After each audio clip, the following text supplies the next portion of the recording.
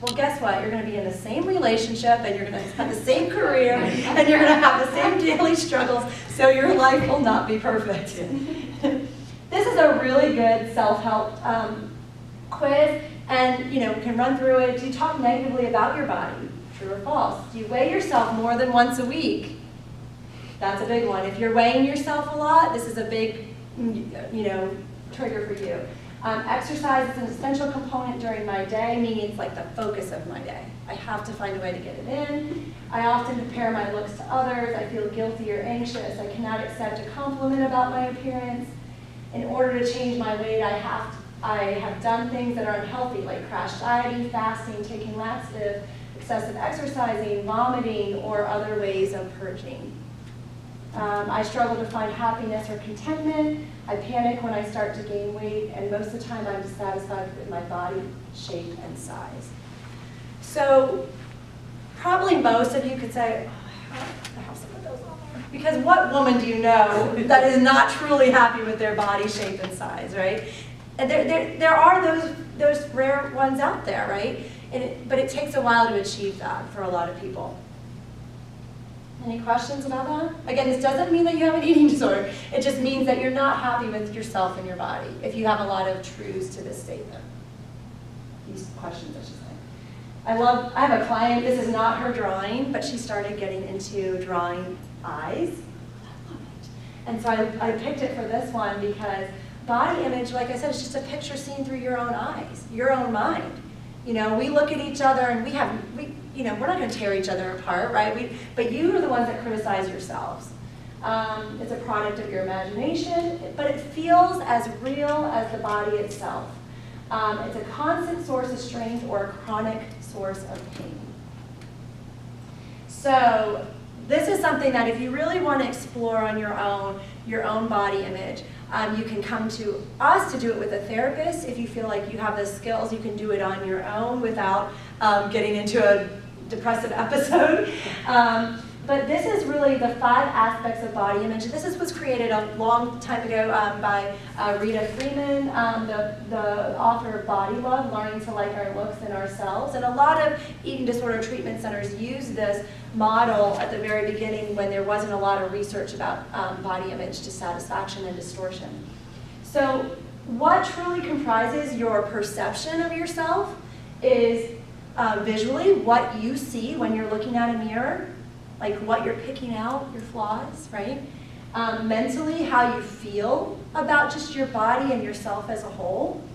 Emotional, this kind of crosses over with mental a little bit. We get more into that, but we talk about like any past traumas, any family things, and that goes with this one over here, historical. Were you bullied? Were your parents very judgmental of you? Did they have you on diets? Was there a history of negative messages about food and body image from your past? And kinesthetic and interoceptive awareness, if you practice yoga or spirituality, this is something you're very familiar with. You have to connect the body, this slide, where is it? I'm going ahead. The body and the mind. So I have a really good picture of, maybe I deleted it. The connection of the body and the mind. Do you feel sensations in your body? Do you feel hunger and fullness? Any questions about that? Okay. So again, these are all a lot of things that affect our body image, but just remember it's always going to change.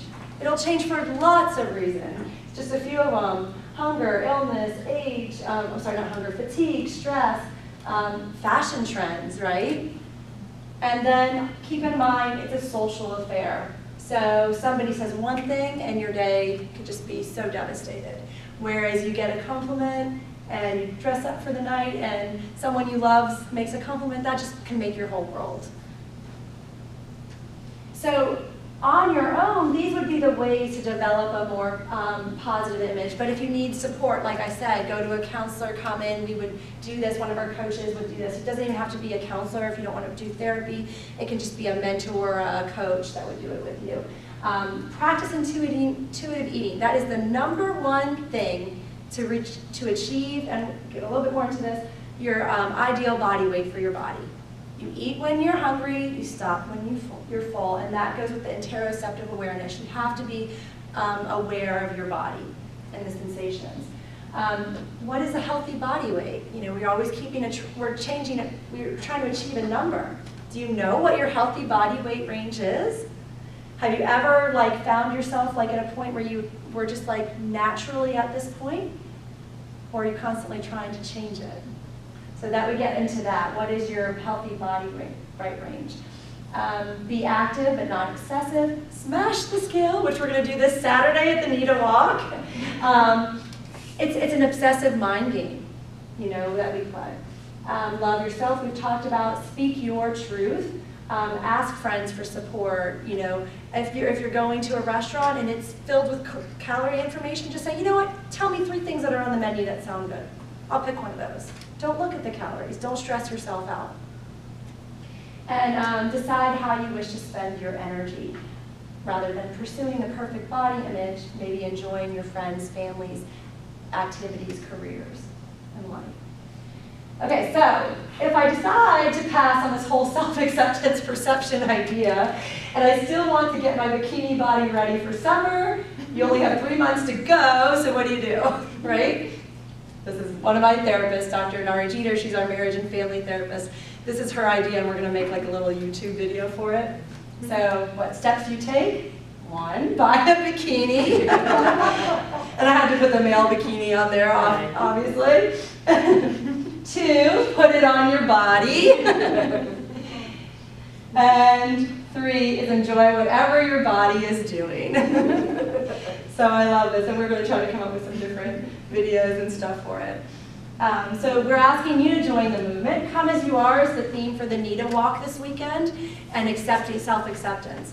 So since you all are here, we'll give you a little insight that we are doing a surprise flash mob that I heard about at one of the big eating disorder conferences, and it's a self-acceptance original song that somebody wrote, and one of the dietitians in the eating disorder profession created all the choreography to go to this. So I think we're going to totally surprise our clients because all the staff is going to do the flash mob at the event. So that will be at 9:20ish if you're going to be there. So we have a good 15 minutes to get through nutrition and exercise. But make sure you just raise your hand and just shout out if you have a question along the way. We really want to help, and we can't cover all of them, but the myths versus truths.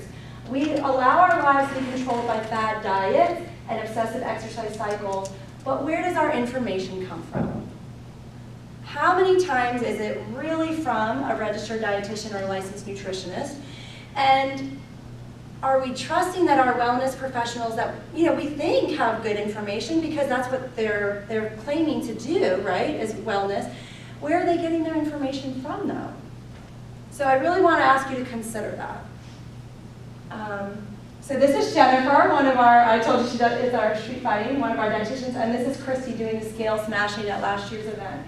So one of our activities we do is we have our clients write all their negative thoughts on the scale. Let's see if I can.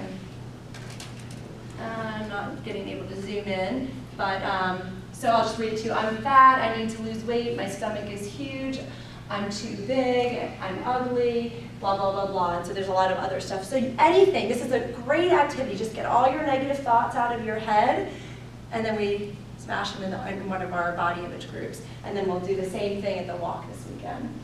But for what reasons, and this is a real question for you all, what reasons would it be necessary for a woman or a man or a child to know their weight?